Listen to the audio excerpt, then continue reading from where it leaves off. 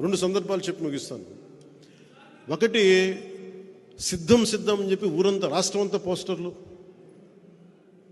దేనికి సిద్ధం? సిపిఎస్ దేనికి? ఇందాక బాలశౌరి గారు మాట్లాడుతూ ఉంటే నేను అబద్ధమే చెప్పనన్నారు. ఆయన చెప్పేది అబద్ధాలైనా అంటే నేను రాగానే సిపిఎస్ రద్దు చేస్తానని చెప్పాడు.